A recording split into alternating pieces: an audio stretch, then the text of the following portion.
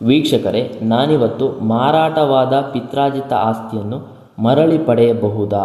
ಮರಳಿ ಪಡೆಯಬಹುದು ಅಂತ ಹೇಳಿದರೆ ಎಷ್ಟು ವರ್ಷದ ಒಳಗಾಗಿ ನೀವು ಕೇಸನ್ನು ಹಾಕಬೇಕು ಅಂತ ಈ ವಿಡಿಯೋದಲ್ಲಿ ತಿಳಿಸ್ಕೊಡ್ತಾ ಇದ್ದೀನಿ.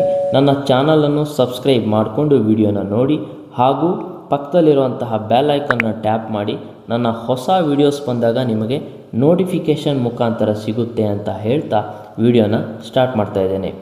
ನೋಡಿ, ಪಿತ್ರಾರ್ಜಿತ ಆಸ್ತಿ ಅಥವಾ ಆನ್ಸೆಸ್ಟ್ರಲ್ ಪ್ರಾಪರ್ಟಿ ಅಂತ ಹೇಳಿದರೆ ನಿಮಗೆಲ್ಲರಿಗೂ ಗೊತ್ತಿರೋ ಹಾಗೆ ವಂಶ ಪಾರಂಪರೆಯಾಗಿ ಬಂದಂತಹ ಆಸ್ತಿಯನ್ನು ಪಿತ್ರಾರ್ಜಿತ ಆಸ್ತಿ ಅಥವಾ ಆನ್ಸೆಸ್ಟ್ರಲ್ ಪ್ರಾಪರ್ಟಿ ಎಂದು ಕರೆಯುತ್ತೇವೆ. ಕೆಲವು ಸಂದರ್ಭಗಳಲ್ಲಿ ಒಂದು ಕುಟುಂಬದಲ್ಲಿ ಒಂದು 4 ಜನ ಮಕ್ಕಳಿದ್ದಾರೆ ಅಂತ ಇಟ್ಕೊಳ್ಳಿ. ಆ 4 ಜನ ಮಕ್ಕಳಲ್ಲಿ ಒಂದು ಇಬ್ಬರನ್ನ ಬಿಟ್ಟು ಪ್ರಾಪರ್ಟಿನ ಸೇಲ್ ಮಾಡಿಬಿಟ್ಟಿರ್ತಾರೆ. ಉದಾಹರಣೆಗೆ ಹೆಣ್ಣು ಮಕ್ಕಳನ್ನು ಬಿಟ್ಬಿಟ್ಟು ಪ್ರಾಪರ್ಟಿನ ಸೇಲ್ ಮಾಡಿರ್ತಾರೆ ಅಂತ ಇಟ್ಕೊಳ್ಳಿ. ಆ ಪ್ರಾಪರ್ಟಿನ ಸೇಲ್ ಮಾಡಿದ ನಂತರದಲ್ಲಿ ತುಂಬ ವರ್ಷಗಳಾಗಿರ್ತವೆ, ಒಂದು 20 ವರ್ಷ 30 ವರ್ಷಗಳು ಆಗಿಬಿಟ್ಟಿರುತ್ತೆ. ನಂತರದಲ್ಲಿ ಯಾರು ಹೆಣ್ಮಕ್ಳು ಯಾರಿರ್ತಾರೆ ಅವರು ಕೇಸನ್ನು ದಾಖಲು ಮಾಡ್ತಾರೆ. ಏನಂತ ಹೇಳಿ ಅಂದರೆ, ಈ ಪ್ರಾಪರ್ಟಿಯು ನನ್ನ ಪಿತ್ರಾರ್ಜಿತ ಆಸ್ತಿಯಾಗಿದೆ, ಪಿತ್ರಾರ್ಜಿತ ಆಸ್ತಿನ ನನಗೆ ಗೊತ್ತಿಲ್ಲದೇ ಮಾರಾಟ ಮಾಡಿದ್ದಾರೆ, ಹಾಗಾಗಿ ಈ ಪಿತ್ರಾರ್ಜಿತ ಆಸ್ತಿ ಏನಿದೆ ಅದು ಮರಳಿ ನನಗೆ ಕೊಡಬೇಕು ಅಂತ ಹೇಳಿ ಒಂದು ಕೇಸನ್ನು ದಾಖಲೆ ಮಾಡ್ತಾರೆ. ವೀಕ್ಷಕರೇ, ಒಂದು ಪಿತ್ರಾರ್ಜಿತ ಆಸ್ತಿಯನ್ನು ಕ್ಲೈಮ್ ಮಾಡಬೇಕು ಅಂತ ಹೇಳಿದರೆ ಖಂಡಿತವಾಗಲೂ ಯಾರು ಬೇಕಾದರೂ ಕ್ಲೈಮ್ ಮಾಡಬಹುದು. ಯಾರು ಹೆಣ್ಮಕ್ಳು ಯಾರಿದ್ದಾರೆ, ಗಂಡು ಮಕ್ಕಳು ಯಾರಿದ್ದಾರೆ, ಯಾರು ಬೇಕೋ ಅವರು ಕ್ಲೈಮ್ ಮಾಡ್ಬೋದು. ಆದರೆ ಒಂದು ಪಿತ್ರಾರ್ಜಿತ ಆಸ್ತಿಯನ್ನು ಮಾರಾಟ ಆದ ನಂತರದಲ್ಲಿ ಕ್ಲೈಮನ್ನು ಕೇಳಬೇಕು ಅಂತ ಹೇಳಿದರೆ ಒಂದಿಷ್ಟು ಕಾಲಮಿತಿ ಇರುತ್ತೆ. ಇದಕ್ಕೆ ಸಂಬಂಧಿಸಿದಂತೆ ಸುಪ್ರೀಂ ಕೋರ್ಟ್ನಲ್ಲಿ ಒಂದು ಜಡ್ಜ್ಮೆಂಟ್ ಆಯಿತು. ಆ ಪ್ರಕರಣದ ಹಿನ್ನೆಲೆಯನ್ನು ನೋಡೋದಾದರೆ, special civil revision petition 2137/2025 Umadevi and others versus Anand Kumar and others. ಈ ಪ್ರಕರಣದಲ್ಲಿ 1978ರಲ್ಲಿ ಒಂದು ಸೇಲ್ ಡೀಡ್ ಮಾಡಿರುತ್ತಾರೆ. ಯಾರು ಅವರ ಆನ್ಸೆಸ್ಟರ್, ತಂದೆ ಅಥವಾ ಅಣ್ಣ ತಮ್ಮಂದಿರು ಯಾರಿರ್ತಾರೆ ಅವರು ಆ ಒಂದು ಪ್ರಾಪರ್ಟಿನ ಸೇಲ್ ಮಾಡಿರ್ತಾರೆ. ಮಾರಾಟ ಮಾಡಿದ ನಂತರದಲ್ಲಿ ಅವರ ಹೆಣ್ಣು ಮಕ್ಕಳು ಯಾರಿರ್ತಾರೆ ಅವರು 2023ರಲ್ಲಿ ಒಂದು ಕೇಸನ್ನು ಹಾಕ್ತಾರೆ. ಈ ಪ್ರಾಪರ್ಟಿ ನನಗೂ ಸಹ ಸೇರಿದ್ದಾಗಿದೆ, ಇವರು ನನಗೆ ಗೊತ್ತಿಲ್ಲದೆ ಪ್ರಾಪರ್ಟಿನ ಸೇಲ್ ಮಾಡಿದ್ದಾರೆ, ಹಾಗಾಗಿ ಈ ಪ್ರಾಪರ್ಟಿ ನನಗೆ ಮರಳಿ ಕೊಡಿಸಿ ಅಂತ ಹೇಳಿ ಒಂದು ಕೇಸನ್ನು ಹಾಕ್ತಾರೆ. ಆ ಪ್ರಾಪರ್ಟಿ ಮಾರಾಟ ಆಗಿ ಸುಮಾರು 45 ವರ್ಷಗಳು ಕಳೆದು ಹೋಗಿರುತ್ತೆ. ಇವಾಗ ಇವರು ಕೇಸನ್ನು ಹಾಕ್ಕೊಂಡು ಬಂದಿದ್ದಾರೆ. ಕೇಸನ್ನು ಹಾಕಿದ ನಂತರದಲ್ಲಿ ಡಿಫೆಂಡೆಂಟ್ ಅವರು ಒಂದು ರಿಟರ್ನ್ ಸ್ಟೇಟ್ಮೆಂಟ್ ಹಾಕುವ ಮೊದಲು ಅವರು ರಿಜೆಕ್ಷನ್ ಆಫ್ ಕ್ಲೈಂಟನ್ನು ಹಾಕ್ಕೊಂಡಿರ್ತಾರೆ. ಆರ್ಡರ್ 7 ರೂಲ್ 11 ಪ್ರಕಾರವಾಗಿ ರಿಜೆಕ್ಷನ್ ಆಫ್ ಕ್ಲೈಂಟನ್ನು ಹಾಕ್ಕೊಂಡಿರ್ತಾರೆ. ಯಾಕಂತ ಹೇಳಿದರೆ ಈ ಪ್ರಾಪರ್ಟಿ ಮಾರಾಟ ಆಗಿ ಸುಮಾರು 45 ವರ್ಷಗಳಿಗಿಂತ ಹೆಚ್ಚಿಗೆ ಅವಧಿಯಾಗಿದೆ. ಆದ್ದರಿಂದ ಈ ಪ್ರಕರಣ ಬಾರ್ಡ್ ಬೈ ಲಿಮಿಟೇಷನ್ ಆಗಿದೆ. ಈಗ ಇವರು ಕ್ಲೈಮನ್ನು ಕೇಳೋಕ್ಕೆ ಬರೋದಿಲ್ಲ ಅಂತ ಹೇಳಿ ಒಂದು ಅರ್ಜಿಯನ್ನು ಸಲ್ಲಿಸ್ತಾರೆ. ಈ ಪ್ರಕರಣದಲ್ಲಿ ಲೋಯರ್ ಕೋರ್ಟ್ ಏನಿದೆ ಅರ್ಜಿಯನ್ನು ಪುರಸ್ಕಾರ ಮಾಡುತ್ತಾರೆ. ಅರ್ಜಿಯನ್ನು ಪುರಸ್ಕಾರ ಮಾಡಿ ಈ ಲಿಮಿಟೇಷನ್ ಪ್ರಕಾರವಾಗಿ ನೀವು ಕೇಸನ್ನು ಹಾಕಬೇಕು. ಯಾವಾಗಲೂ ಬಂದು ನಿಮಗೆ ಆಸ್ತಿ ಯಾವುದೋ ಕಾಲದಲ್ಲಿ ಮಾರಾಟ ಆದ ಆಸ್ತಿ ಇವಾಗ ಬೇಕು ಅಂತ ಕೇಳಿ ನೀವು ಕ್ಲೈಮ್ ಮಾಡೋಕ್ಕೆ ಆಗೋದಿಲ್ಲ ಅಂತ ಹೇಳಿ ಆ ಅರ್ಜಿನ ತಿರಸ್ಕಾರ ಮಾಡ್ತಾರೆ. ಆನಂತರದಲ್ಲಿ ಯಾರು ಪ್ಲೈಂಟಿಫ್ ಇರ್ತಾರೆ ಅವರು ಹೈಕೋರ್ಟಿಗೆ ಅಪೀಲ್ ಹೋಗ್ತಾರೆ.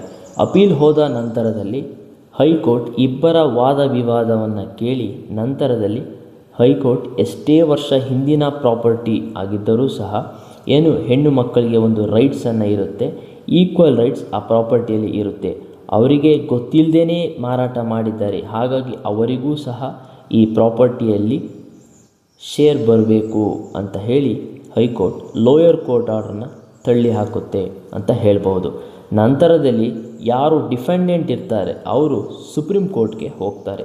ಸುಪ್ರೀಂ ಕೋರ್ಟ್ನಲ್ಲಿ ಈ ಕೇಸನ್ನು ಫೈಲ್ ಮಾಡಿ ಈ ರೀತಿಯಾಗಿ 1978ರಲ್ಲಿ ನನಗೆ ಪ್ರಾಪರ್ಟಿ ಸೇಲಾಗಿರೋದು, ಪ್ರಾಪರ್ಟಿ ಸೇಲಾಗಿ ನಾನೇ ಪೊಸಿಷನಲ್ಲಿದ್ದೀನಿ, ಇಲ್ಲಿಯ ತನಕನೂ ಪೊಸಿಷನಲ್ಲಿ ಇದ್ದೀನಿ, ಆದ್ದರಿಂದ ಇವಾಗ ಬಂದು ಇವರು ನನ್ನ ಆಸ್ತಿಯಲ್ಲಿ ಕ್ಲೈಮ್ ಕೇಳೋಕ್ಕೆ ಬರೋದಿಲ್ಲ ಅಂತ ಹೇಳಿ ಕೇಸನ್ನು ದಾಖಲು ಮಾಡ್ತಾರೆ. ಈ ಪ್ರಕರಣದಲ್ಲಿ ಸುಪ್ರೀಂ ಕೋರ್ಟ್ ಯಾವುದೇ ಒಂದು ಪ್ರಾಪರ್ಟಿ ಕೇಸನ್ನು, ಒಂದು ಪಿತ್ರಾರ್ಜಿತ ಆಸ್ತಿನ ನೀವು ಕ್ಲೇಮ್ ಮಾಡಬೇಕು, ಮಾರಾಟ ಆಗಿರೋ ಆಸ್ತಿಯನ್ನು ಕ್ಲೇಮ್ ಮಾಡಬೇಕು ಅಂತ ಹೇಳಿದರೆ 12 ವರ್ಷಗಳ ಒಳಗಾಗಿ ನೀವು ಆ ಕ್ಲೇಮನ್ನು ಕೇಳಬೇಕಾಗುತ್ತೆ. 12 ವರ್ಷಕ್ಕಿಂತ ಹೆಚ್ಚಿನ ಅವಧಿ ಆದಮೇಲೆ ನೀವು ಕ್ಲೇಮನ್ನು ಕೇಳೋಕ್ಕೆ ಬರೋದಿಲ್ಲ.